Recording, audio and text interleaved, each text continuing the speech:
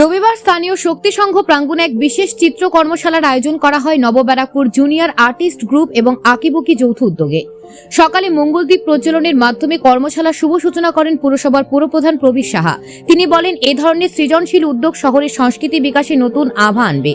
এদিনের কর্মশালায় স্থানীয় দেশের খ্যাতনামা চিত্রশিল্পীরা রং তুলি নিয়ে ক্যানভাসে শিল্পের প্রদর্শন করেন, যা দর্শকদের মধ্যে ব্যাপক সাড়া জাগায়।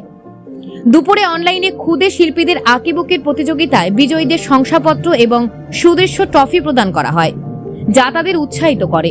এছাড়া অনুষ্ঠানে গুণীজনদের সম্বর্ধনা দেওয়া হয়। উপস্থিত ছিলেন উপপুরপ্রধান স্বপ্না বিশ্বাস, ইন্ডিয়ান আর্ট কলেজের প্রাক্তন অধ্যক্ষ দেবাশিস মিত্র, প্রাক্তন শিক্ষক চিত্রশিল্পী সুজিত কুমার ঘোষ, শ্যামল কুমার শিকদার সহ অনেক খ্যাতনামা ভাস্কর এবং চিত্রকররা। এদিনের অনুষ্ঠানটি স্থানীয় সমাজে শিল্পের প্রতি ভালোবাসা, সৃজনশীলতার প্রশংসা অর্জন করেছে।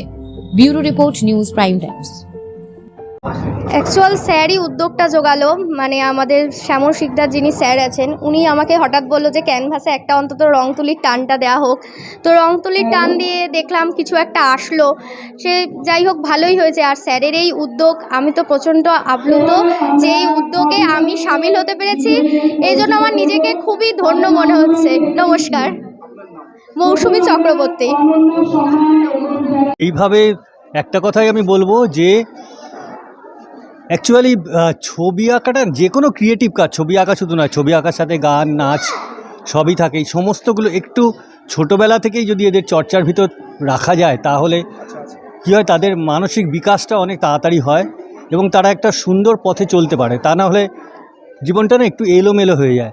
ফলে আমরা চাইবো যে সমস্ত বাচ্চা এবং তার সাথে অভিভাবকদেরও বলবো, তারা তাদের পড়াশোনার সাথে সাথে যাতে অন্যান্য বিভিন্ন রকম ক্রিয়েটিভ কাজের সাথে তাদের শিশুদের যুক্ত করেন, তাহলে সেটা তাদের শিশুদের জন্য ভালোই হবে।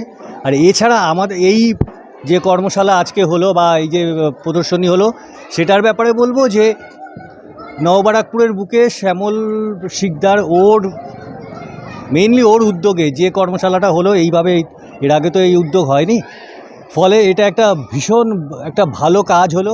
আশা করা যায় যে সামনের বছর আরও ভালোভাবে, আরও সুন্দরভাবে হবে। বিশেষ করে যেটা আমার কাছে হয়েছে যে আমরা যখন ওয়ার্কশপে সমস্ত গুণী শিল্পীরা ছবি আঁকছিলেন, তখন একটু লোকজন আরেকটু বা গার্জিয়ানরা আরেকটু থাকলে বা যারা শিশুরা ছবি আঁকছে তারা উপস্থিত থাকলে আরেকটু ভালো হতো, কিন্তু সময়ের কারণে সেটা সম্ভব হয়নি।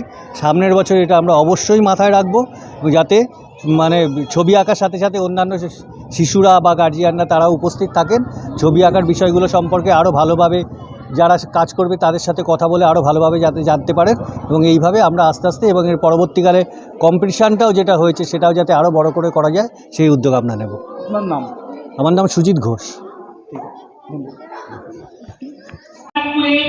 প্রচুর অনেক বিশিষ্ট গুণী শিল্পীবৃন্দ রয়েছেন, আন্তর্জাতিক স্তরের শিল্পীরা রয়েছে, তাদেরকে তিনি একটি সূত্রে একই মঞ্চে আহ্বান জানিয়ে তাদেরকে একত্রিত করেছেন। এটা কিন্তু একটা বিরাট ব্যাপার।